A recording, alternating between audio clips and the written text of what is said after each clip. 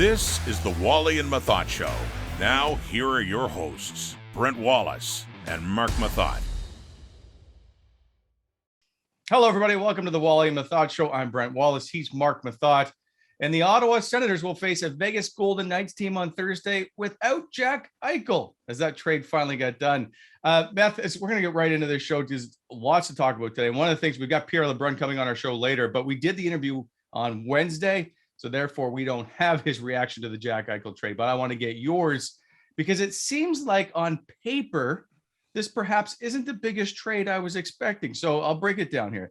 The Buffalo Sabres trade Jack Eichel and a 2023 third-round pick to the Vegas Golden Knights for Peyton Krebs, Alex Tuch, both first-rounders, by the way, and a first in 2022 and a third in 2023. The saga is over, at least for now, and we know where he's going. But what do you think of the return? Oh, well, I think it's a great trade for Vegas, right? You're getting an elite player, granted, not playing probably this year, mind you, if assuming he gets a surgery done pretty quickly. And also assuming that he gets the one that he was electing for, then perhaps we may see him in the postseason. I don't know, but yeah, I do like the trade for Vegas. I think it's a big one. The return, and it's no disrespect to Alex Tuch, of course. I think it's just reflective of, you know, where Eichel is at health-wise, the risk involved with picking him up. But I mean, I think in the end, assuming that Eichel recovers really well from this surgery, it's a home run for the Vegas Golden Knights. And I love it. You know, Wally, I think it's a show of faith that they believe in the group, obviously, and that they're still in a win now mode and they're going for it. And with the group they have, bringing in an elite center like Jack Eichel to go into that group that was pretty thin down the middle for the most part, it's huge. So big move for Las Vegas. We did see them depleted down the middle, and that was a huge part of their playoff, I guess, failure against Colorado. It just seems though, you don't know if he's going to play this year. You don't know how he's going to react. So it's a big gamble. And I'm surprised there's nothing tied to that in the trade where everybody expected there to be, if he only plays 60 games, we're going to give you this, or if there was no conditions. I think that's a big reason why the trade got done, but I'm shocked that there's no conditions for a guy that many people say this surgery's never been done in the NHL on an NHL player before. Yeah, and in turn, because of that, as you just mentioned yourself there, Wally, the return is reflective of that current, you know, the terms and conditions. And mind you, you just nailed it. There are no conditions. Yeah. So it's a bit of a risk, but I think that's what I appreciate so much with regards to Vegas. There's, you know, they had the mind to just go ahead and do it. They're going for it. It's a bit of a risk. I honestly think, and I'm going to say this again, it's going to turn out really well for them. If Jack Eichel gets the surgery he wants and recovers from it, I mean, he'll be an absolute weapon on that team. Like, just imagine Jack Eichel surrounded by those players. I mean, it's going to be a nightmare to play against that team.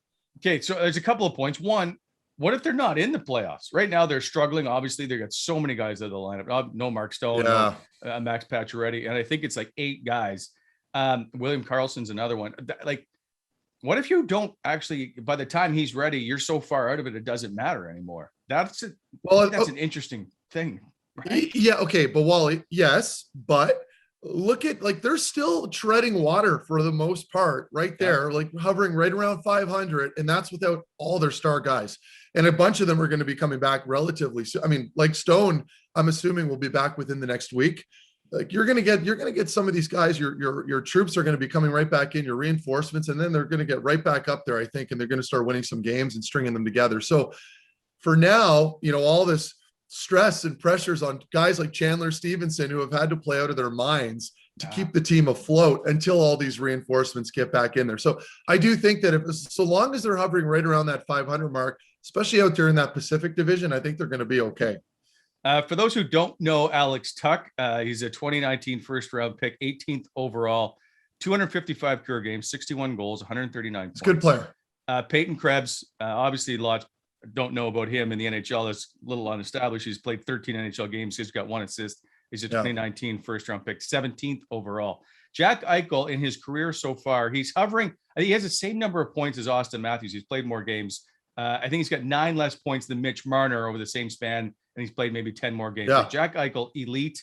He's in the 30-something scores since he's joined the league. 375 games, 139 goals, 355 points. I'm interested to see what he and can that's do in Buffalo. Surrounded by the talent that Vegas can put on the ice. Exactly. There's no question he's a franchise player. I just don't know how this is all going to play out. That's the big question. Well, and yeah, like, and in closing, just to add to your point there, Wally, you don't know the player you're going to get, right? Like we talked about risk, like the risks are very real here. I mean, we don't know how he's going to recover from that surgery. Like that's a very invasive surgery. The neck fusion that he's going to get or whatever it was, anything in that area is really risky in a contact sport. And I don't believe it's ever been done in hockey, right? So, I mean, that's the risk you're taking by picking him up. But I mean, the return's going to be incredible if he is healthy and rebounds pretty well. I should have known this before I asked the question, but is this the same as Peyton Manning?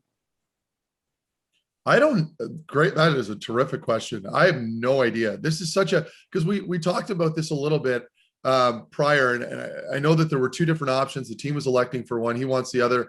I think the team was looking for a basic fuse right in the neck, and he's looking for something a little less invasive, but maybe a little more unlikely to get that same recovery.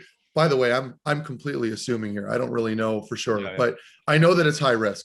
So we'll see. No, it's just because everybody said Peyton Manning's career was over when he went and had, and I thought it was fusion, no, I don't think it's he just won a Super Bowl. But he wasn't the most mobile guy to his career either. He wasn't a rusher. Here's my favorite part that I can't believe you haven't brought up yet, and so I had to go dig this up, was the tax rate.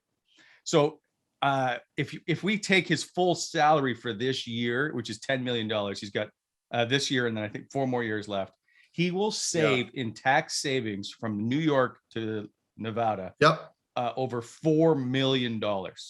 It's crazy. It's crazy. I know. And that was that like so when I was negotiating when I had to come up with the 10-team no trade, my agent asked me a couple questions like what am I looking for? What do I want to do? And one of them was saving as much money as I can. Yeah. So I had all the New York teams on my no team list. So like for him to go from New York, like you just said, a heavily taxed state to Las Vegas is incredible. I mean, again, for a lot of players, it's not necessarily just about the money, of course, but it is a big variable that affects the rest of your life, right? So if you can pocket a bunch of money, he's going to do it. I'm so incredibly envious when I look at his deal and the amount that he's saving. It's crazy. So good for him. That note, by the way, brought to you by Gavin Wealth. They're on Twitter. They'll break down taxes for players and stuff. So 860 grand a year he saves in taxes. By the way, the Wally Methot Show brought to you by BEI, Bonnechere Excavating Inc., helping to shape the Ottawa Valley. Go to BonnechereExcavating.com. All right, Matt. So the Vegas Golden Knights in Ottawa, by the way, Vegas has owned the Sens lifetime 5-1. Ottawa has struggled against them. Jonathan Marchessault, he's got 8 points in his last 6 games with Vegas against Ottawa. And then Robin Leonard, who's expected to get the starting goal, never lost to Ottawa in regulation in his lifetime. He's 8-0-3. That's a 5-0-2 record with Vegas. But this seems to be like a little bit different feeling this time with Vegas coming to town and no stars. I would suspect you're going to pick an Ottawa Senator victory. At least this one, it seems like you have to. Yeah. No, you have. Well, I mean, when you look at the injuries and you're trying to break this down, unless Ottawa just lays an egg tonight, which is entirely possible, unless that happens, I got them winning here, Wally. And I'm thinking 3-1. That's going to be my score. When you have major injuries, and we're talking about key players, cornerstone pieces of your lineup that are just out with injury, of course. I mean, the odds are stacked against Vegas, in my opinion. And it comes down to Ottawa and their preparation. I know what it's like coming home after a long road trip. You almost feel a little lethargic for a few days. You're a little jet lagged. You're coming off some pretty emotional games, certainly the last one against Minnesota. So it'll be interesting, to see how Ottawa rebounds. And a lot of that just comes down to leadership and your coaching staff. Reminder, go to sportsinteraction.com/Wally Methot and get in on all the action. They are Canada's odds maker. Sportsinteraction.com is lots of fun. I just didn't tell you this. I picked Minnesota the other night to win. I think it was. I went and bet on Ottawa because then it was paid better. You bet on Ottawa? Yeah. And then so they got down 2-0, and I was like, there goes my $10. And then they come back and tie 4-4, and I'm in, and I'm like, this is gonna be it. And then, or actually, they got 4-3, I think. And then I was like, all right, yeah. And then I was like, damn it, lost my $10. Oh well, you know what? It was a great game to watch, right? Yeah. Like if you're watching that you're a fan. It was so entertaining, and the highs and lows in that game was incredible. So I'm hoping that we can avoid that tonight.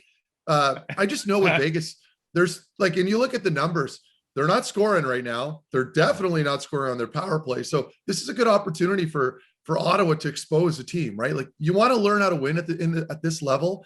And now that it's wide open, you're going to be facing different teams that a lot of these young players in Ottawa haven't faced yet, Wally. A team like Vegas, for example, expose the D. Right now, they're so thin up front. They're putting a ton of weight on a player like Alex Pietrangelo, for example. Get pucks behind him, make him turn, run him down. You got the forwards and the grid in Ottawa to do that. Good opportunity to have a solid game plan and execute it tonight. Wait, when you said expose the D, I thought you were talking about Vegas's game plan against Ottawa. That's a no-brainer. So I was like, I hope that Ottawa never fixes this defensive problem, because it's much more entertaining to watch, right? You just want, there's all kinds of goals, there's all kinds of action, but I know it's fun to break it down. Something has to change, does it not? Like, I'm not talking about JBD and Eric Brandstrom. If those 7 guys they currently have in Ottawa, what do you do to make that a better defensive group? Now, because I'm telling you, I listened to Troy Mann this week on TSN radio, and he said what we've all been saying, that Eric Brandstrom is not doing enough stuff to play at the NHL level, and that Jacob Bernard Docker is seeing now the competitiveness of playing at a different level, and he has to adjust to it, and he's not adjusting to it just yet. So he's not NHL ready. No. So like, those guys are not the answer. So with what they've got, what do they do to fix this defensive hold? Well, and that's something that I think a lot of people tend to forget, right? Like, and I talked about this a lot last year when toward the end of the season, into the summer, about JBD. And I know I was mentioning how I don't, and I've been saying this about a lot of these young prospects. I'm a little apprehensive into thinking that they're going to come in here and just change the back end right away. We all know it, Wally. It takes years to develop, especially on D, like to mature and get to that comfort zone where, like, for me, for example, I didn't really come into my own until I was at 25, 26. So it does take time, and you have to be patient. So your answer, to answer your question, I should say, Wally, if you are asking me, well, we're not allowed to go pick a player, is the answer internally, what would you do with the current, personnel that you have on the back end? I would just suggest, you're going to have to work with them. There's going to be a ton of meetings, but the biggest takeaway for me is just to be patient. I don't know that you can turn it around with the current group back there. They're so thin on their second and third pairings. And then when you are taking guys like Nick Holden out of the lineup, for rest, or because he's bumped, or I don't know what's wrong with Nick Holden. And I don't know if that was a scratch, if he was actually banged up a little bit. But to me, he's probably your best defensive player after Zub and Shabbat, defensively, as far as not being a liability in his own end and being consistent. So what do you do? Well, Brandstrom, you nailed it right there. He's not exactly knocking the door down in Belleville, so you can't bring him up. We talk about JBD. He's still so young. Like, you can't expect him to come up and turn it around either. I like, the best case scenario, assuming you could do this, is to go after another defenseman. And there are some options around there. The problem is, what are you willing to give up? And you obviously don't want to break up any of the glue guys up front, the young players in the organization. They do have a ton of prospects. They've got some goaltender depth, but you're going to have to give up some stuff, right? So for me right now, if I had to correct anything back there, I would just sit them down and say, listen, you guys have to start communicating way better. I'm seeing some matchups, some mismatches that are happening in the D zone where guys are jumping the gun a little too early. They're not playing with enough poise. They're not handling pucks enough. It's all the basic stuff. So I could go on and on and on about what they should be doing differently, but sometimes it just comes down to your personnel, and maybe you don't have enough real established NHL players back there to lead the ship. So I don't like what I'm seeing on the back end after that first pairing, Wally. There are a lot of concerns. I don't know how you fix it with the current guys that you have. Okay, so they've got different, obviously, people than they had last year. Basically, they've changed over 3 guys. Is this a coaching issue, or is this still personnel? Can some of this stuff? No, it's not a coaching. No, you trust me. This is not a coaching issue. They've done, they're doing as good a job as they can with the personnel they have. Look around the NHL, for example. Like, if you're a fan and you're watching tonight's game, or you're watching the Minnesota game or the Rangers game, look at the depth on the top, at least on the top 2 pairings on a lot of these teams. Sure. You can't compare. Like, you just can't. Really, you can't. Like, look at Vegas tonight. Look at their top 4, for example. Even their 6 guys. I mean, their bottom pair is better than our second pair in Ottawa. So this is just a personnel and depth thing. And again, it's hard. You can never match up development with the young guys that are coming in with your forwards. That's almost impossible to do. So you're in a position now, if you're Ottawa, obviously you're not going to go after some rental guy that's up in the summer. You need to find a player that's currently under contract for the next couple of years. Maybe he's having a down year somewhere else that you think would fit in well with this group.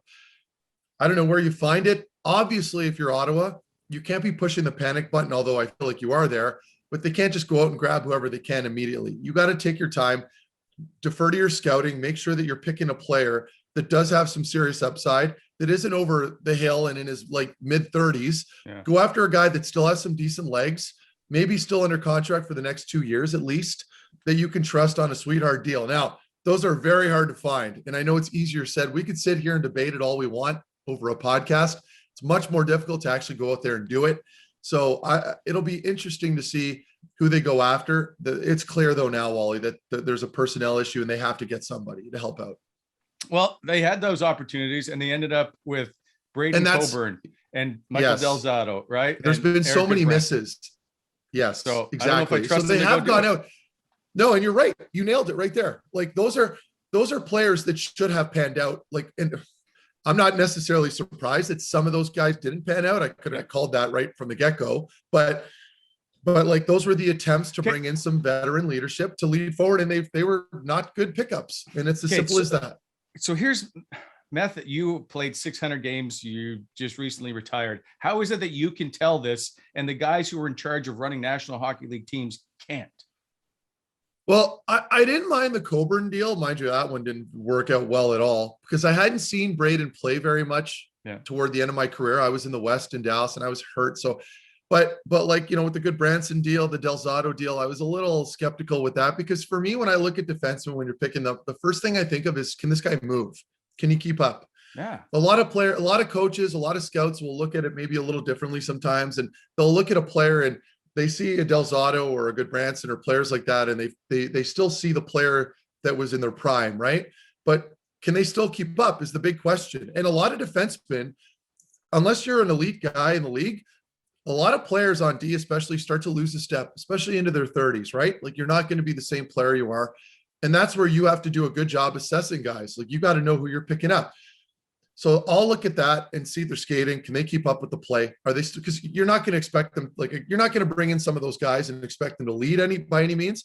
But your first thought is, can they keep up and provide 20 minutes a night for this group? And if they can't, then you're going after the wrong guy. For me, if you're going to go after a player, you got to get a guy in his mid-20s who can still move, who still has some juice for the next 6 to 7 years. That way, at least you're safe and you can mold him to your liking so he can adjust to your systems. But when you got a guy that can't even keep up, you're already behind the 8 ball before you even started. They could use a guy that could play 30 minutes. I will point that out. So if they can find one of those guys, they could use a couple. Even better. But again, I'll leave it at this last note. It's easy to point the finger at the GM or at the coach or whatever. But I think we've all established now as a fan base and as media people, the issue is a personnel issue. And until you address that, it's not going to get any better. Well, then that is a GM issue. I'm just going to throw that out there.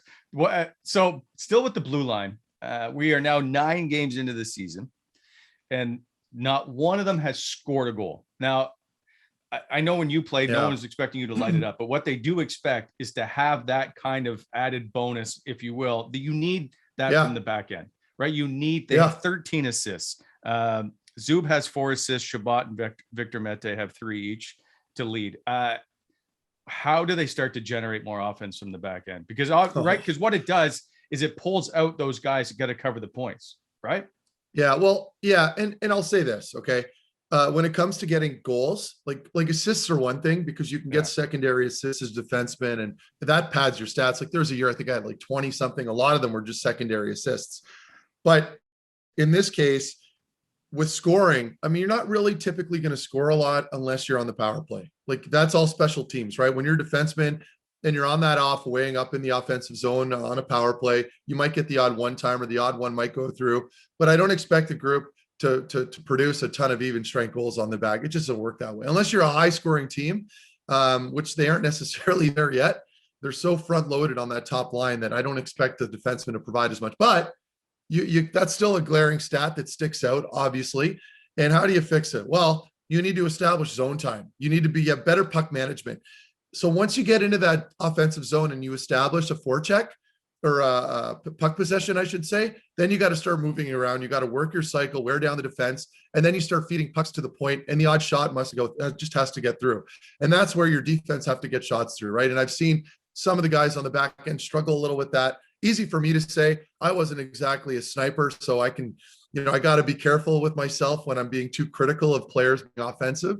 But it all just comes down to getting shots through and opportunities on the power play. And until you start putting, really excelling on that PP, it's really not very fair to just start attacking guys for not getting a lot of even strength points. Well, you've got a great picture of a clapper behind you, so I'm pretty sure you were really good at it. Yeah, well, that for all I know could have been a dump in, Wally. So it's hard to say, but yeah, but point taken. This is game number 10 for the Ottawa Senators tonight. So they are 3-5-1 through 9 games. Last year, after 10 games, 1-8-1. So for all the complaining we've done about how things have looked in certain nights, A, they're exciting to watch as hell. B, the power play is clicking, right? It's at 13.6%. Yep. They have the same number of goals as they did after 10 games last year. They allowed 48 goals last year after 10 games. So that's 4.8 goals a game. This year, they're down around 30 after 9. So there are improvements. We are seeing a team play a little bit better. And then, of course, they're getting much better goaltending.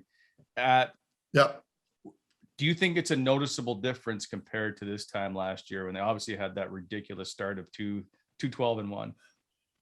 Yeah, I mean, night and day. Okay, this is the best example I can give you, and it's recent. The Minnesota game, right? When you watch the start of that game, and they score like 2 goals in the first 4.5 minutes or whatever it was. Yeah. Right then and there, if this was last year, that like this team's probably going to fold. And Minnesota's probably going to, continue on the onslaught with another probably 4, or whatever it would have been. But Ottawa this year is a different team. They've grown a little bit as a group. They're a little more mature, a little more confident. A lot of that is also a respect thing. When you're playing and you're a young guy in the league, sometimes you show a little too much respect to your opponents and you don't really play your game the way you would normally. We're starting to see a little bit of a change there, right? These guys are maturing as a group. They're engaged more now. They're not showing the same kind of respect. You see guys like Nick Paul, Brady out there, they're running around, they're creating offense, Batherson, Norris, they all look good. And we saw it the other night in Minnesota where that third period rolls around. They could have rolled over and died, but they didn't. They showed how resilient of a group they are. They claw back, they get back into the fight. The top guys lead the ship, which is what you want to see. And so that to me is the big culture change in that group between now and last season, where you're seeing a lot of internal growth. Guys are getting together and really wanting to play for each other. The only real anchor that we're seeing, again, like we talked about, is maybe a little bit on D and the inconsistencies in net. But Gustafsson played very well in that third, stopped all 19 or 20 shots, whatever that was. So I'm seeing a lot of fight in this group now that I didn't see last year. And that really gets me excited. Moving forward, it tells me that this group is heading in the right direction. It is an interesting direction to keep going. And when we look at the month of November, I think this will obviously be telling because they play so many games, 15 games. It's a lot of hockey, one extra day off in the entire month, I think it is. And so how they fare through this will be obviously interesting to watch and see how that plays out. Just eliminate pregame skates and they'll be okay. And then make sure they wear their tracksuits to the rink. All right, we got to take a break. Coming up after the break, we got Pierre LeBrun, TSN Hockey Insider, of course, senior writer for the Athletic. He will join us in the Whitewater chat. Of course, we chatted with him on Wednesday, the day before the Jack Eichel news, so we won't have comments about him being traded, but lots of stuff to talk about with Pierre LeBrun. So crack open Farmer's Daughter, brought to you by Whitewater Beer. Go shop whitewater.ca and enjoy the interview with the Wally Methot Show. I'll be right back after this.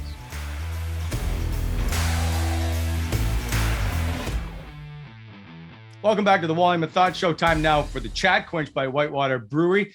Stop by shopwhitewater.ca, get 15% off anything on whitewater.ca. And that is, of course, including Killaloo Sunrise or the always freshly quenching Farmer's Daughter, as Meth likes to enjoy every once in a while. That is whitewaterbeer.ca. And then, as remember, always brewed by friends for friends. Now time to welcome into our guest today It is none other than Pierre LeBrun from The Athletic and the TSN. He's a graduate, by the way, of Carleton University here in Ottawa in journalism. I won't give the date, but it's on the screen. He worked for the Canadian Press as a national hockey columnist, ESPN. He was an NHL writer, and then at TSN, Hockey Night in Canada, and I know the score as well as Pierre. You've done everything, and now he's the senior NHL columnist for The Athletic, and of course, still on TSN. And of course, in 2005, won the Outstanding Sports Writing Award from Sport Canada. Pierre LeBrun, welcome to our little show. Remind me to hire you to negotiate my next deal. That's that's as good as it gets. It's great to be on, guys, and congrats on the success of this podcast since launching it last year. I've been enjoying it, and finally get a call. I mean, how many people did you have to go through before you got my number down? Jeez Louise. I couldn't get a hold of your people. I couldn't find. I couldn't track you down. I have a lot of people. Yes. Listen, we had talked to you originally about coming on well before anything had happened in the last week or so. But I want to ask you, and let's start right away with everything that's gone on regarding the Chicago Blackhawks, and you in particular with the Gary Bettman press conference. There's a lot to delve into, and I don't want to spend the whole show on this, but can you take me through the Gary Bettman press conference? And I'll just let you talk about it, if you will. And that is from what you thought of it to where you had to intervene to get your colleague Rick Westhead to get a question. I think it was 47 minutes into the press conference. Take me through that day. Yeah, well, let's start with the what so many people have reached out to me about. Honestly, last thing I want to do at a news conference like that is become part of the story. Honestly, I think you know me well enough. Yep. But Rick Westhead has dominated this story from the get-go. Should have been getting more attention at the start of this story. And I just sat, I was getting a second question in part because I fumbled my first question, and I was really happy I got a follow-up because it's really important to me. I wrote a column this week about Sheldon Kennedy, and I believe he has so much to offer. If the NHL would be willing to listen to him. And so I was getting in there for my second question, and dawned on me that I was getting a follow-up when Rick had not had a question yet. The guy who had completely led the way and continues to on the Chicago scandal story. And that was just me in the moment saying, and it's not because we worked together at TSN, I would have said it anyway. I just felt that I wanted to make sure that the league was going to ask him a question. Now, honestly, I think they were going to end up giving one to him, and a lot of people don't believe that, but I just wanted to make sure. So that was just sort of spur of the moment. I know it generated a lot of reaction. I don't want any, it's not about me. It's just about making sure that Rick got what he deserved. And I credit the Winnipeg Jets, who made sure to give Rick Westhead one of the first questions the following day at the Shovel Day Off and Mark Chipman news conference. As far as the news conference, it was tough. There's so many things that we could go through with that, Brent. Yeah. There have been a lot of missteps here for the league. But, I hope that Gary Bettman is true to his word when he talks about the fact that the league will seek outside help and wanting to get guidance in this space. It's one thing to say it, and it's another thing to go out and do it. So, to be continued, quite frankly. I mean, we really have to see how this plays out, including a very important Board of Governors meeting in December 9th and 10th in Palm Beach, Florida, where the governors, the owners are going to meet. And I'm really curious about how they're going to address this and what they're willing to do. Just back to that question, when you told Gary you hope that Rick Westhead got a question, I just want to point out, as a guy that's done this job and asked questions in press conferences, how big a step that was for you to actually do. And I know you don't want the attention, but I can imagine 47 minutes in, I don't know that they're going to give Rick Westhead a question. And when it's on a Zoom and you can't be in the same room raising your hand and all that stuff, it becomes much more vital. So to everybody that's been in one of those situations, it's a thank you for just simply doing that and making that a point. And I just appreciate what you did. Yeah, I appreciate that. And again, I wasn't to show up the league. It was really more about Rick and what Rick deserved in that moment. But I do think that perhaps the league needs to get shown up a little bit more. And we dance around this, but are we going to see real change from the league after everything that's happened. And we keep paying it lip service and saying, oh, we hope for change. Well, is there going to be change, Pierre? I can't answer that. I mean, I certainly was a little more hopeful after hearing Mark Chipman on Tuesday. That was a pretty emotional news conference.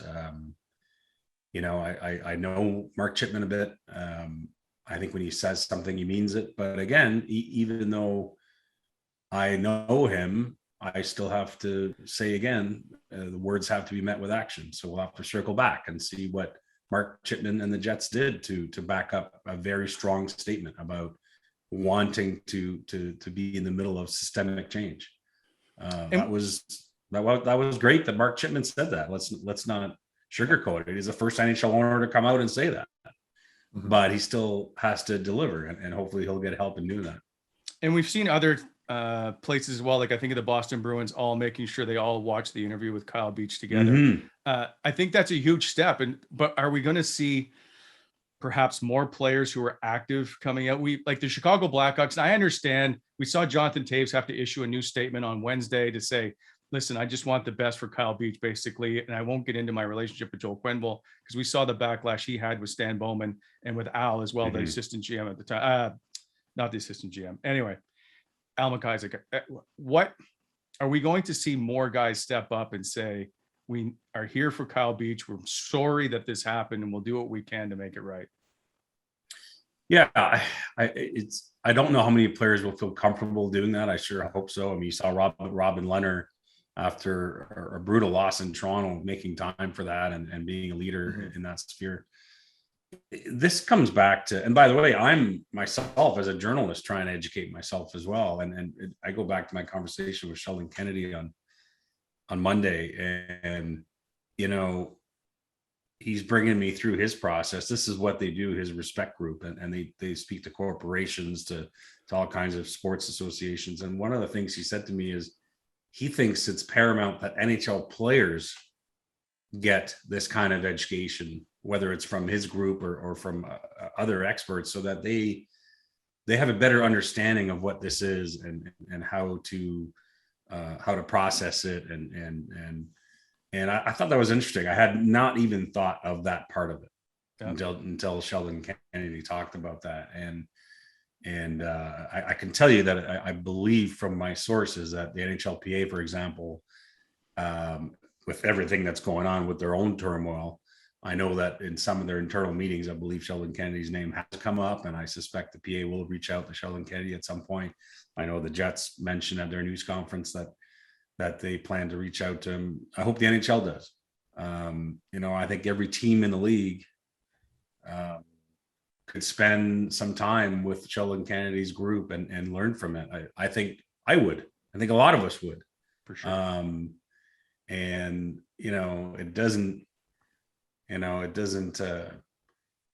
It unfortunately doesn't undo what has happened to Kyle Beach at all, but we have to make the moment while it hurts right now, and it better hurt. It better continue to make us feel uncomfortable and horrified at what happened to Kyle Beach, but it also has to matter moving forward. And I hope all of us keep asking uncomfortable questions and want to get educated in this space.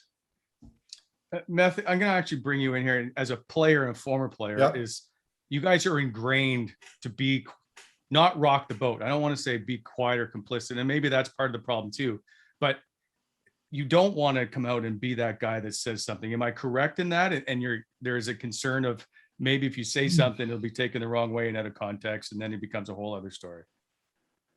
Yeah, that's so complicated, and there are so many different variables that there isn't one clear-cut answer to that question. But I think especially in hockey, we know what the culture's like, right? You play through injuries, you play through this and that, and you put your head down and you work. And there is a little truth to that. And at the same time, people are, I think, just scared of losing their livelihoods, right? I think as a player, as an athlete, you know how short your career window can potentially be depending on the player. And it's hard to kind of put yourself out there. And Pierre made a really good point when he brought up Robin Leonard. I mean, Robin's been a huge advocate for any social issues, as we've known as of late, mental health being primarily the big one, but he's not shy to speak up. And I commend him for that. I think I think what I'd like to see more of, if we're going to get into that, is I don't expect the younger guys, although I encourage them to speak up. I would encourage the leaders to really kind of get out of that comfort zone. Like we talked about Jonathan Toews, for example. Those are the guys that you would expect to kind of spearhead that ship forward and attack those issues that are happening if they do happen to witness something. And I think furthermore, as we get more and more educated, I think more players we're going to see are going to be coming forward and going to put their foot down. And I want to finish my thought with this. I think it's, we look at the NHL and people like to vilify a lot of players, and we like to blow things up sometimes, and rightfully so in this scenario. But I will say this with regards to some of the racially driven stuff that has happened, when, the odd racial slur would slip up with a dumb player over the last few years, and then that gets talked about. And then, the hazing was an issue years back as well. Like, all these things have been changing for the better. And I can tell you this, being recently retired, the difference culturally in that locker room, as opposed to the way it was when I first got into the NHL, which really wasn't that long ago, is significantly different. Mm-hmm. They've made vast improvements. And I feel like that needs to be said. I know a lot of people like to shit all over all the players when something bad happens and they just assume the worst, but things are progressively getting better. Now, they need to get much better, and they are headed in that direction. This is another big story that's, flooding the news lines. And I think this is a good learning experience for a lot of players as well that are coming up. And I'm not just talking about current NHL players. I'm talking about the junior players, the players that are coming in that are maybe a lot more impressionable, right? Those guys are going to learn as well for the better, and you're going to see another shift, and that's just going to continue to happen. So I can't stress this enough. I think the league is heading in the right direction.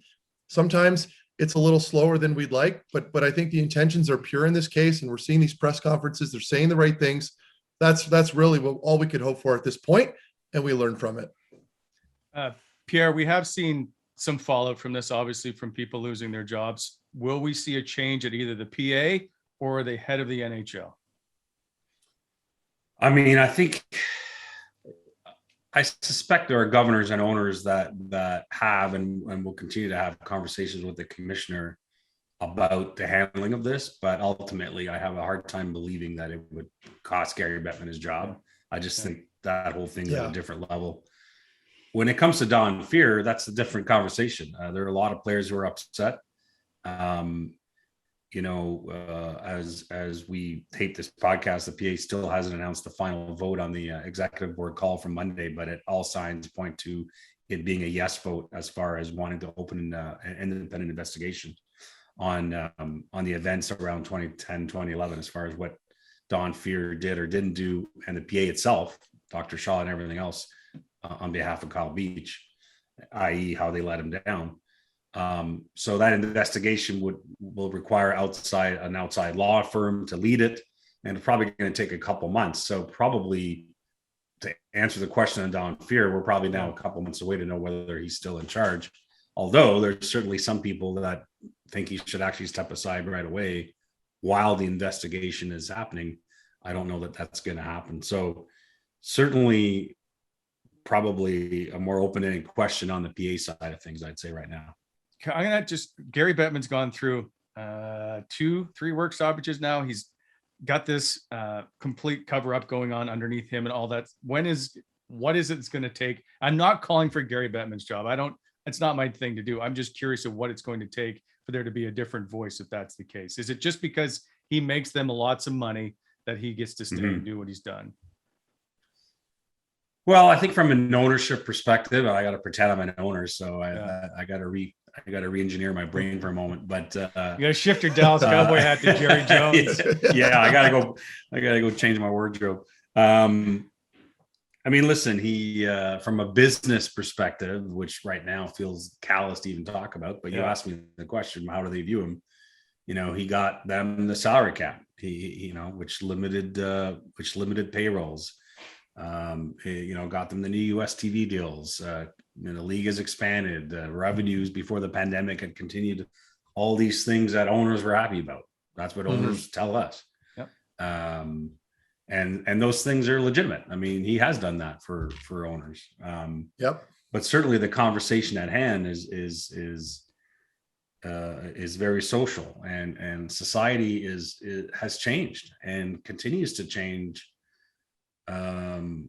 Perhaps at a pace that the NHL hasn't kept up with. I think it's safe to say. Yeah.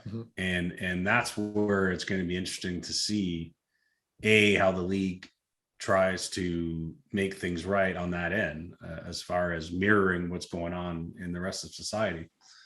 But also whether or not how many owners put stock in that, and to which degree, which is going to be a difficult thing to ascertain. I mean, we don't, as you know, Wally, you don't really interview owners every day in this job. Yeah. They're not accessible that much. Board of Governors is one of the few times of the year where we get to talk to owners. And so, Mark Chipman was kind of forced into a news conference, but he certainly, I thought, came across pretty empathetic. Again, he's going to have to back all that up, but how many more owners now are going to stick their neck out and come forward on this? That'll be interesting to me. There's certainly a lot more to do with this story, and we'll never solve it here in our podcast, but it's been an eye-opening experience, to say the least, after everything that's gone on. I hope and pray that all this stuff leads to actual, real, legitimate change. And for Kyle Beach, there can never be enough to say we're sorry and to make up for that. But I can't say enough to him to say, geez, I guess the word is thank you for coming forward to make this change happen. Like, what a courageous person that he's been throughout all this. Let's move away from that and try to liven this up a little bit, or just a little bit, I guess, different topics. And that is going on around the league. But I do want to ask you, all the years you've covered the National Hockey League, what is your favorite story that you've done? There might be some recency bias attached to this, but I'll probably still look back when my career is over and feel this way. But it's funny because of the conversation that we just had about societal change and so on. But I think that, having Luke Prokop, trust me with his story last summer, that blew my mind, like, why me? And it was just amazing to write that story with him. And to see the reaction, like people were ready for that story finally. And, it's funny, after everything that we've lived the last couple of weeks, where we just feel like the sport's in a terrible place. That was a moment where I felt the sport was in a great place, because Luke Prokop is 19 years old and is comfortable coming out as the first NHL gay player. And that's the favorite story I've ever written. It's not even close. So here's what I know: when you get into these stories and you get to have something that's being entrusted in you to do properly, it becomes part of you, right? Like that whole story, you do everything you can to protect it and do it well. And I'm curious of the feeling you got when that first got published. After, it's a bit of a weight because you want to make sure you do that story justice, correct? Yeah, I felt a lot of pressure to make sure that this was Luke's voice and this is the story he wanted told, right? And not screw it up. And it meant a lot to me that him and his family were really happy with the story after it got published. And when you're putting that story together, there were a lot of different voices in that piece. David Poyle was talking about on behalf of the Predators. I spoke with Brock McGillis and Bane Pettinger. The responsibility sort of as a gatekeeper in putting that story together is, which voices do I feel should be in this piece? And some of his junior teammates, and, talking to his dad, that was really emotional. But I was really happy with it. And really the reason I think it came off so well is because of Luke. I mean, he's 19 and was so confident in his messaging and what he wanted to get off his chest. And that's what made the story, was just how ready he was for it. And that's brings a smile to my face. Think about that story. Yeah, it was really well done. Congrats to you and to Luke. Where do you like to travel most? Now, which is different than crazy travel stories you've probably had, that 8-hour layovers in airports, but where is it that you like to end up the most? And probably, I'm going to think it's either Boca Raton and either one of the Board of Governors meetings. It's either Pebble Beach or Boca Raton. It's not Boca because I find Florida a bit boring, even though you welcome the warm weather after a Canadian winter. Yeah. And the GM meetings in Boca are, of course, in mid-March normally. But my number one NHL stop is Chicago. Always has been. Love Chicago. Just a vibrant city, and I love that town. San Jose is under the radar one. Did a lot of Sharks playoff series over the years when they were always in the thick of it, and enjoyed being in San Jose. A little quieter, as Mark would know from being a visitor there. But where do you guys stay, Pierre? Where do you stay in San Jose typically? Well, if I share that now, is that safe? No, I'm just kidding. I usually stay at that Marriott around the corner from Original Joe's. Okay. The old eatery there. Yeah, you guys. Now the teams usually stay on Santana Row, right? Santana Row. That's right. Yeah. The what's the hotel called again there, Wally? Do you know the name? It's not the Crescent, but it's just up from the mall. That's all I remember. Anyway, it's a nice little strip. First of all, are you shocked that a writer said a media guy said that he stayed at a Marriott? I mean, is that shocking to anyone? Or? No, that's for the points. In fact, I get mad when I have to stay at the team hotel because I was like, damn, there's no points here because they never stay at the Marriott Starwood properties. Yeah. That San Jose hotel was interesting because I did a trade deadline day there, and John Liu in Montreal is there at the same time Ottawa and plus San Jose is in town. John Liu at 5 a.m. is standing outside the arena while I'm on the second floor of that hotel on a balcony with room service coffee doing the same thing. And he's at the rink freezing. It's one of my favorite things ever. Yeah. Anyway. Yeah, that's the Valencia hotel. Oh, the Valencia, that's right. Because I've gone there for some off-day media availabilities because the team didn't go to the rink, especially during the playoffs. So you go to the hotel. It's really dark. It's very dark. It's like a little courtyard though. Little courtyard though, right? Yeah. Downstairs. Yeah. It's beautiful. Anyway. Yeah. And that's a great rink. I mean, so many of the rinks now are all sort of the same. They sound the same, they feel the same because they're so modern and no complaints. I mean, everyone's happy with the modern comfort, but San Jose is one of the few rinks left where because of that tin roof that's a bit low and the way loud. The sound comes off it. Oh my goodness. And the press box was forgotten. They forgot to build the press box. So it's kind of a don't just you guys sort of suspending? Aren't there a bunch of like posts impeding your view up there? Sort of. Yeah. I've seen that's great. I love that ring. Yeah, awesome. I've never sat in the press box. Same with Dallas. I've only ever been ice level for those two rinks. Anyway, where's your worst? Yeah, I never get up to the big spots. All the food is up in the press box. And Chicago's is really good. But anyway, we'll move on. Where is your least, or I guess your worst travel experience? Putting me on the spot. Well, I feel like Pierre won't tell you his least favorite arena because he doesn't want to burn any bridges there. Yeah, no. Well, I like how you rephrased it to worst travel experience. I didn't say arena. It could be like you did World Championships. You've been to Russia. I'll give Pierre a break for a second. I despise Winnipeg. The Fairmont Hotel's a dump. The arena's a dump. Winnipeg's at the top of my list as far as dumps go. So I'll interject. Now you can go, Pierre. I actually don't mind Winnipeg. I had a good time. No, seriously, and I would tell you if I didn't feel that way. I don't mind saying like I'm not too excited every time the Devils get to the Cup final. I have to be honest. Oh, good point. I forgot about New Jersey. I try to make sure I stay in the city instead if I can, but it makes for a longer travel day. Yeah. No, I don't mind Winnipeg at all, actually. But I was a little harsh there. I apologize. Yeah. Oh no, that's the clip that Wally's going to put out to advertise. Yeah, no, we're going to have all these people from Winnipeg hate us now. The clickbait clip that we're going to use for sure. Yeah. So anyway, I mean, the Canadian cities, there's never a bad spot in Canada because it's the vibrancy of an NHL market in Canada and the fans. It's just awesome. Like, it's a good point. Always feeling it.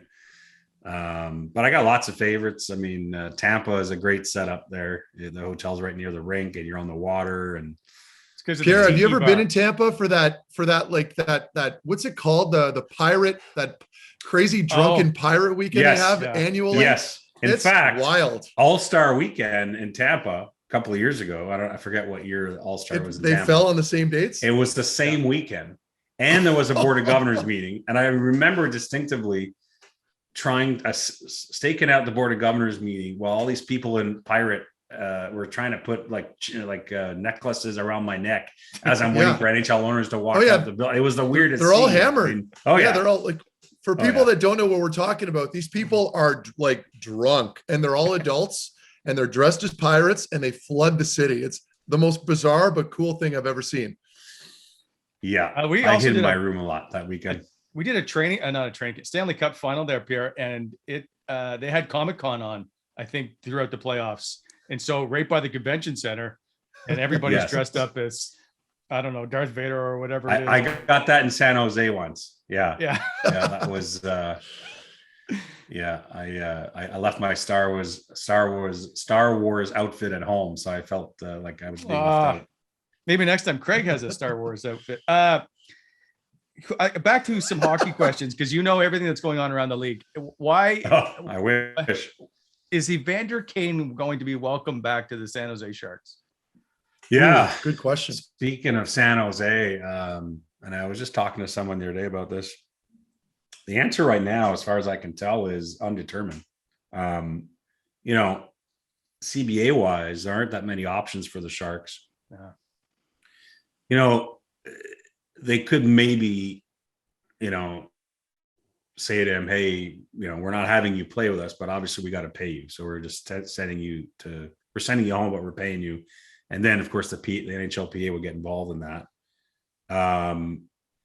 He was their top scorer though, Pierre, this last is it. year, right? It's like I think it's going to come down internally. Yeah, internally. Sorry, I was just going to ask you on that note because I don't want to lose it. Do you feel like they would like to terminate his deal if they could, or are they like do they not need his services? Right, like that's the tough question here. They can't terminate his deal as per the language. No, I know right now. I know they can't, but I'm saying if they could. Is that their mindset like right now, as far as like, are they just sick of Evander Kane, you think, or you know what I mean? I know it's a tough question. And I'm not dodging it at all. I think the answer literally is undetermined. I think that the Sharks organization is still working its way through that process, Mark. And in this moment, I would venture the guess that a lot of players in that room don't want him back.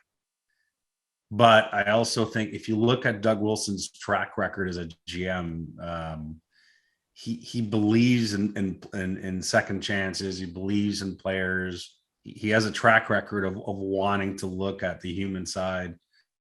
So that's why all these different things are kind of interconnected. But I also think Doug Wilson's a guy who really respects the pulse of his room. So you kind of have, I think, sort of counterintuitive elements there, If you ask me right now, if we could skip past this season and just go to the off season, I think the betting money is on the Sharks buying him out.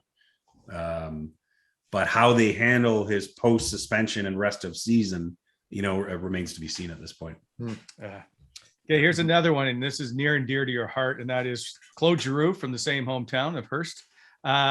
Gets lots of attention in Ottawa. He's now actually tied with Drake Batherson, 10 points. He's off to a good start. Do you ever see that this happening where he becomes an Ottawa Senator? Because he spends his off seasons, part of his off season in Ottawa. He hangs out with Meth in the same neighborhood. Yeah. Well, here's what I can tell you. I reported this last month. It kind of went under the radar, but interestingly, he's the captain of the Flyers. It's the only team he's ever played for. He's a UFA at the end of the year.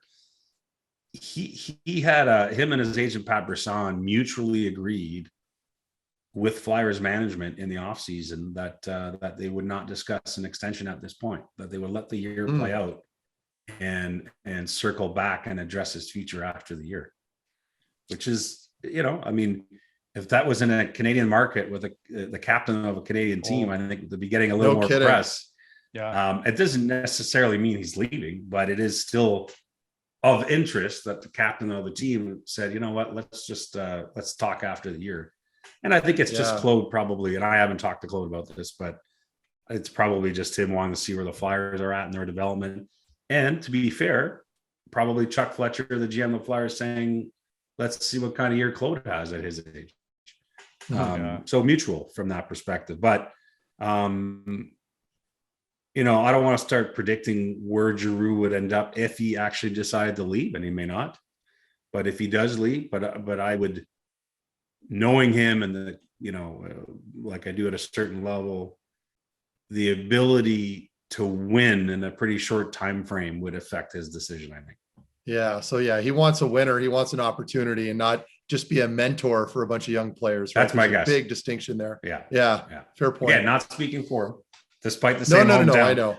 Don't worry. We're gonna Pierre. Don't worry. We're gonna cut the clips up accordingly here, and we're really gonna send the point. And you'll across. be like, yes, he wants to get out of Philadelphia.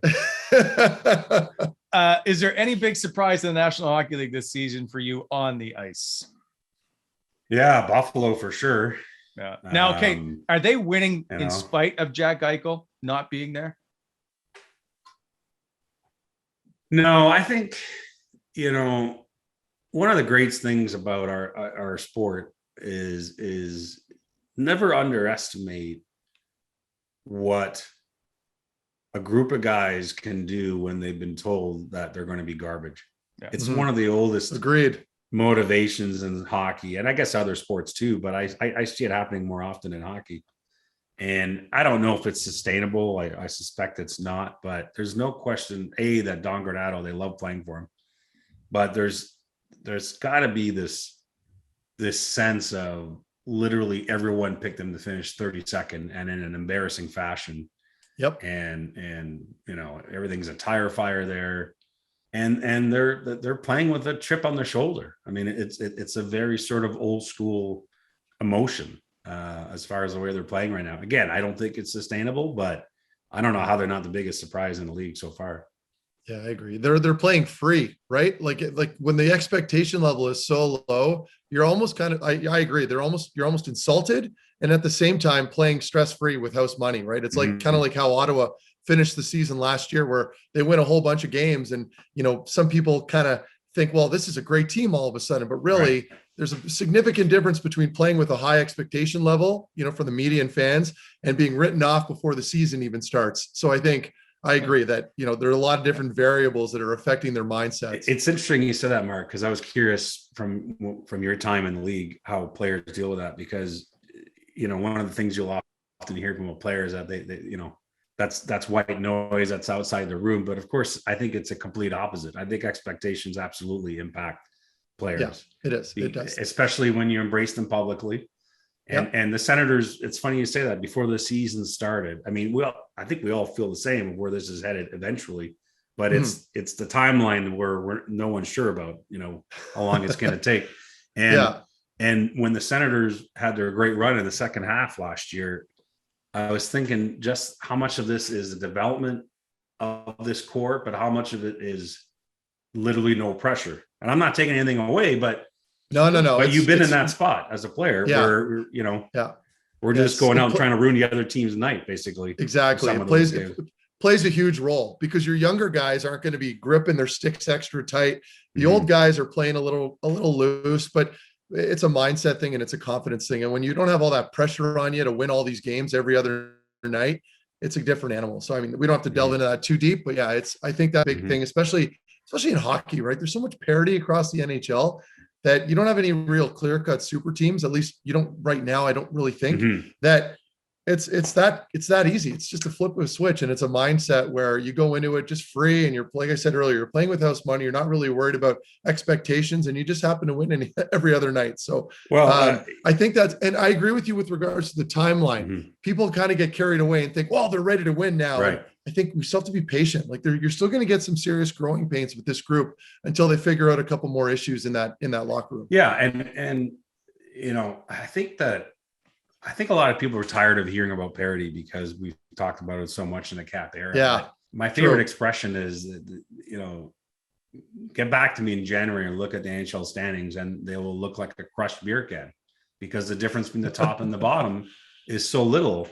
And by the way, it's why so many, there's a lot of people inside the game, like governors and GMs, that think that, there should be a play-in series, and now that there's 32 teams, there should be more teams with a crack at it. But I think when Montreal, as the 18th overall team, made the Cup final last year, the year before Dallas in the bubble made it to the Cup final, exactly. I'm always amazed at, and maybe it's because people people want to have more concrete reasons for why these things are happening. And there's, I think so many people are delighted that the Habs are terrible so far this year because they want to be able to discredit the run to the final last year. Yeah. But the reality is, and when I talk to GMs about this comes up a lot. The difference between team number 20 and team number 10, at the very least, in the NHL is nothing. It's almost nothing. Couldn't agree Basically, more. at a different time of year, depending on your injuries and everything else, it's like almost nothing.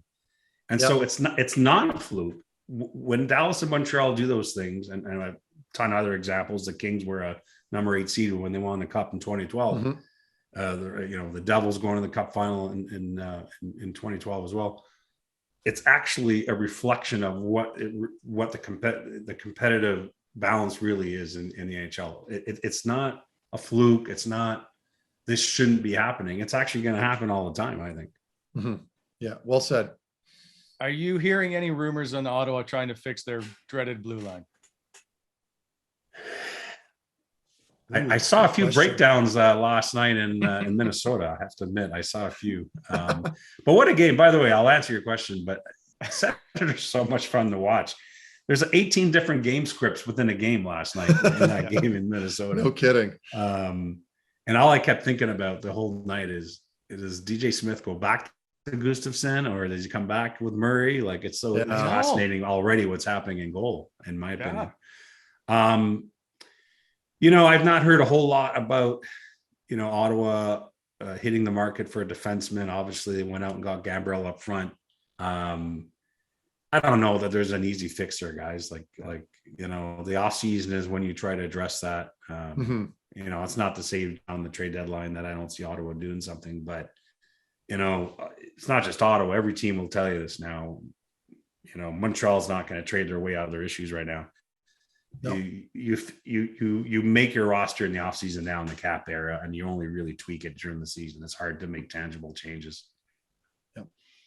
And anything about goaltending with Ottawa, because Matt Murray continues to be a question mark in goal, to put it mildly. And we think that perhaps Philip Gustafsson deserves to be the number one guy, but I don't think they can make that move. Well, I don't know. Like I got the sense when this season started that from Pierre Dorion and DJ Smith down, that the organization was giving this vibe that it was more of a meritocracy this year, and that whoever was going to help them win would be the guy. That's the sense I got from the outside looking in. Now, the answer to that question may not just be who helps the Senators win now, as much as you also have to look at the development of Gustafsson and say, is this the right thing for him right now at his age? That's important too. I mean, you don't want to hamper his development by giving him too much too quickly, unless, of course, you think he's ready. And he looks pretty ready to me. But let's see, if you give this guy 10 straight starts, what's that like in terms of workload and how he responds? I don't know. It's an interesting one. I have to say, I actually thought Matt Murray in his first couple of starts looked good to me. Yeah. And I'd like to see a few more chances there before you start to think that he's not the guy, in my opinion. Yeah, I agree. Yeah, it gets complicated, right? Because you've got a team that, financially sometimes struggles to be up to par, and obviously they're really tight with their deals that they have. And Matt Murray's locked in with some serious money. Mm-hmm. So if things don't really work out there, like how do you approach that if you're the Ottawa Senators in the offseason? Like, I don't see them buying him out, but you have a player making $5+ million that potentially might be your backup if this continues. I mean, and of course we're all hoping that he can turn it around. So I think that's essentially the question is how do the Ottawa Senators handle this? I mean, at some point you got to decide, okay, well, we need a clear cut number one. We want to take winning seriously. I still think they're kind of in a rebuild this year, although Pierre said otherwise. Let's face it, they are. How do you handle Matt Murray in the summertime if by the end of the year it's like, okay, enough, like we can't do this anymore, it's just too inconsistent? Yeah. That's a contract that's pretty hard to move. I always stop short of saying a contract's never movable after the Leafs once moved David Clarkson's contract. So, I mean, there are ways to get things. Yeah, true. There are ways to move what look like immovable contracts, especially, for example, let's say if that's what Ottawa wants to do after this year. We're looking way far ahead here, but yeah, maybe there's a bit of an anchor contract at a different position where the Senators are like, you know what? I know that guy's struggled on the blue line for that team, but let's try and see if we can give him a change of scenery. enough. Back, what I'm saying is there are bad contract for bad contract trades all the time. So that would be a possibility. I don't think a buyout is, to your point, Mark. That's not traditionally the Senators' way. No, that's what I was getting at. But I guess you're right, though. There is no real comfortable situation to put people's minds at ease. Best case scenario by the sounds of this is that they bring in another bad deal, right? Yeah, I think so. So, best case scenario is Murray gets going here. That would be the best case scenario. And I'm with you in that. And I hope he does. I really do. I just, we've seen him play well, then he gets hurt or he struggles a little bit, and it's just rinse and repeat every time. And you start to question a lot of stuff when that happens, right? But that's a whole different topic. And listen, it really hurt. It really hurt Ottawa, as you guys know, early last year in the Canadian bubble or the Canadian division, because as much as the scores were lopsided in those Vancouver games and Edmonton games early in that season for the Senators, if you broke down the numbers, it really came down to just not getting a save more than anything else. I mean, they weren't getting outplayed 5-on-5 in terms of scoring chances. The goaltending was so bad that it completely knocked them out before they even had a chance to level themselves. So it's not a nothing conversation because of the recency here. I mean, it is important that Ottawa figures this out. Yeah. A couple of questions before we let you go, Pierre. One is, what's your worst travel day that you've ever had? Oh my goodness. And have you ever been locked out of your room naked? No, but when I got to the Sochi Olympics in 2014, and we had already, because those of us who go there just to cover the NHL tournament, we're among the last arriving journalists. And we had already heard, we had already seen tweets and stories from other journalists from around the world about how their door handle fell off from the media, the apartment building that was built for the media village, and all these stories. The water didn't work. Well, it was after 24 hours of traveling and 3 flights when I got to Sochi, and I opened, and very nice fellow at the desk gave me my key, and I went up to my room and I opened the door, and there was this big naked German guy sleeping on my bed. So, very politely, after I startled him, said, well, clearly we're not sharing a room, buddy. So I'll go back down and get a different key. So that was pretty funny and yet not shocking given all the stories I'd heard, but I did get my own room. The only thing is my door would not lock. And often I couldn't close the door. So there were many nights during the Sochi Olympics where I simply slept with my door open in my dorm room. Nice. So that was all fun. Although I love going to Russia. I've been a bunch of times, and I love the people there, and I actually enjoy those experiences. But travel wise, when I came back from those Olympics, we were supposed to be routed through Kiev, Ukraine, and we got rerouted because I don't know if you guys remember, but just as the Olympics ended is when the conflict started between Russia and with Russia. Yeah, that was intense. Kiev airport. Fireworks there. So I was happy to get rerouted in that very moment. So that was a bit scary. Yeah, that's never a good time. And I'm with you with Russia. Totally different world, and it's a fun experience because it's just something you just don't ever see every day. That's why I appreciate it. Last question: what's the first national story you ever broke? I don't know about first, but certainly the most memorable one for me was during the 04-05 lockout. I got a call in the middle of the night. I don't know if you guys remember all this, but the season had already been canceled, but there was stuff going on behind the scenes, even though the season couldn't be saved. And it must have been in February or so. I got a call in the middle of the night from a source basically saying, the players have accepted the salary cap. And I just remember I was working at the Canadian Press and calling the desk at 3:00 in the morning from my hotel room in New York City, because I was there for a board of governors meeting, and putting out the urgent and the alert on the CP wire, NHLPA accepts salary cap. So that was a big story, and nice. Big story because it's not what the players wanted, but the season was canceled. There's so many hurt feelings in that whole lockout and canceled season, and I don't think there were any winners. But it was a big moment in time because obviously there were some players who thought they would never accept that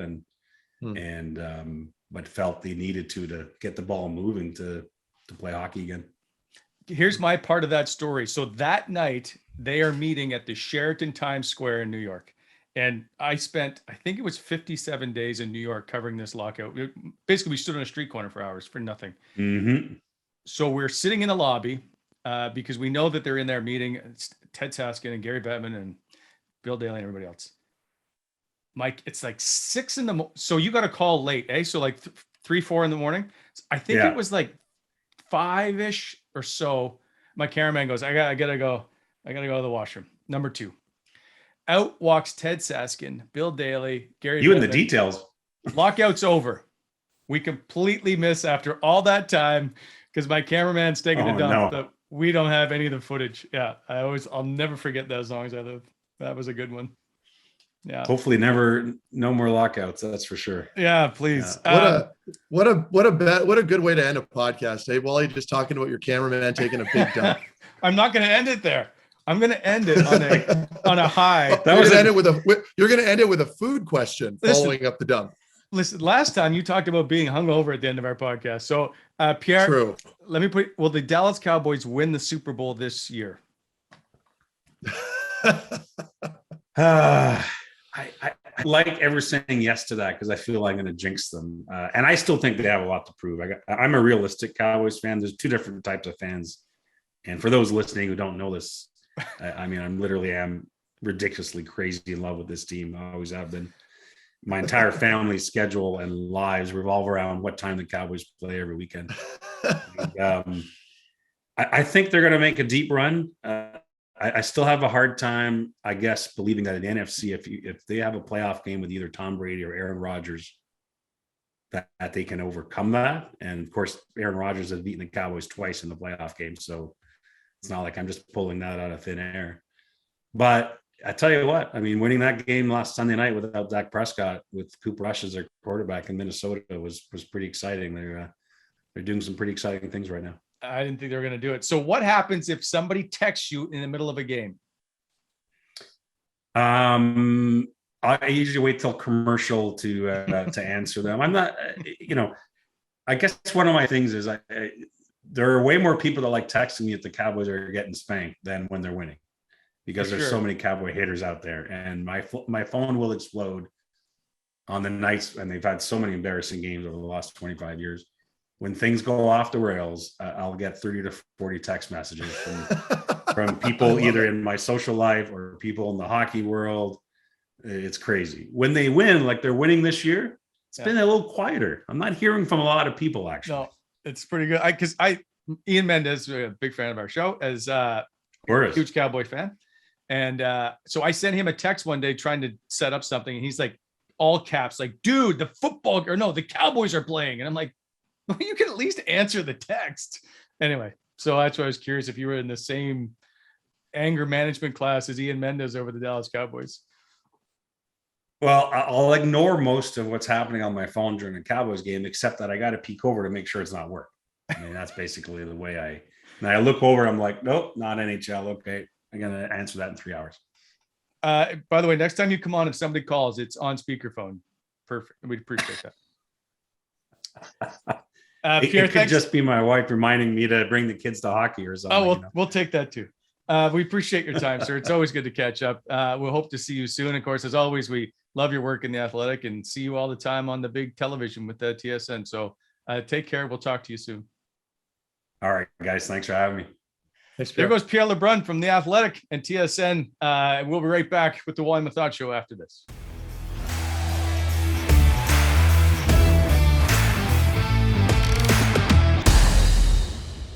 Welcome back to the Wally Methot Show. And again, our thanks to Pierre LeBrun for stopping by and giving us all kinds of information. Craig, nice to see you again, as always. Is that your goalie mask?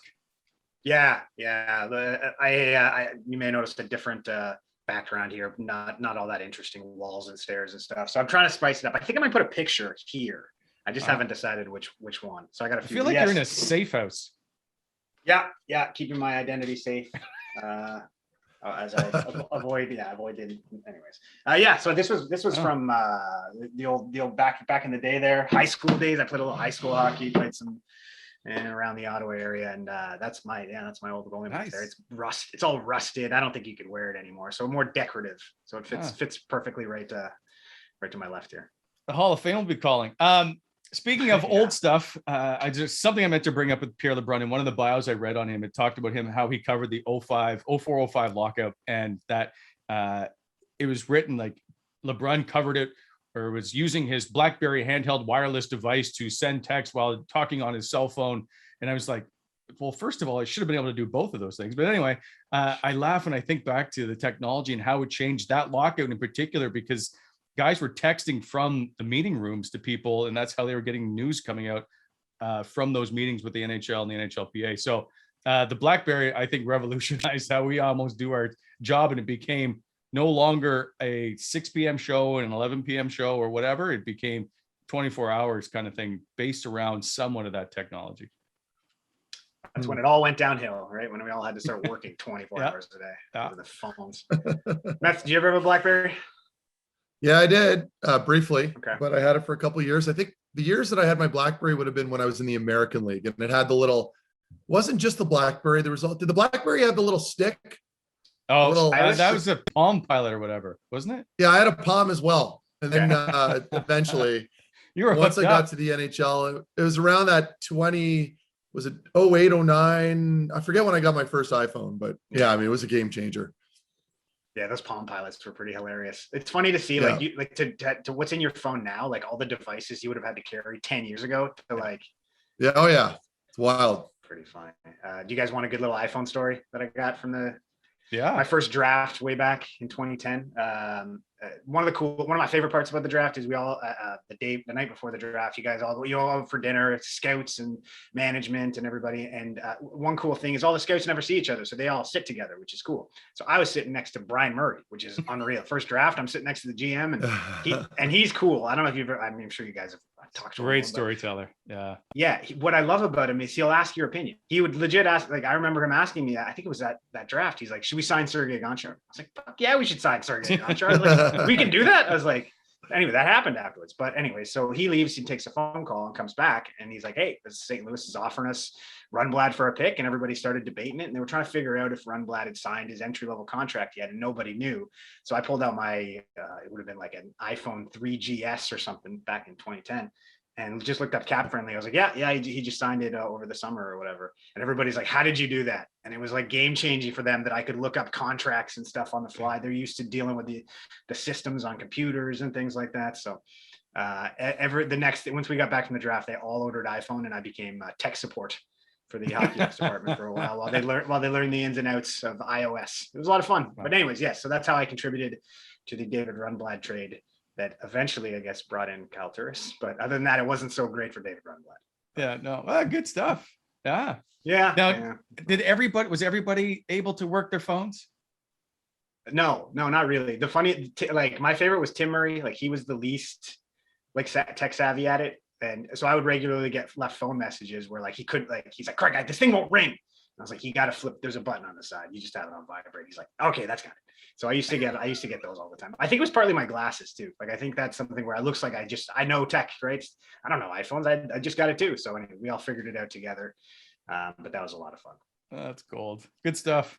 Draft days. Mm-hmm. Hey, and for you out there with your phones, looking at it now, trying to figure out how the technology is advanced and want to use it, we got a little trivia for you today. So based off of our Pierre LeBrun interview, which was great, by the way, fellas, we were talking a little Hearst, Ontario. So let's bring it all back. So we got a new sponsor for this one. Mulligan's Golf Bar is giving us 4 2-hour gift certificates, including club rentals. So that's for you and 3 friends, or for you 4 times if you want to be lonely about it, to their golf simulator. We call that the Meth special. Yeah, they got food, they got a bar. So go in there, hit some golf balls now that it's cold outside.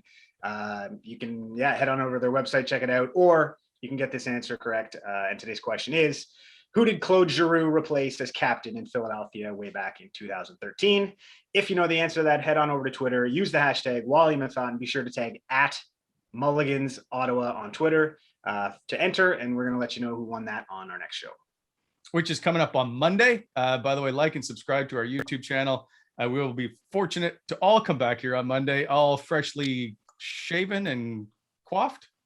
I got to shave. I was thinking of doing the Movember, but every time I have a little bit of scruff, people get mad. So I'm probably not going to do it. You should grow playoff beards this year. Regardless if we're in it or regardless who's in it, just grow it from the first day to the last day and see where it gets to. Fair enough. Why not? I'm in. That's our show for this Thursday. We will see you on Monday. Have a great weekend, everybody.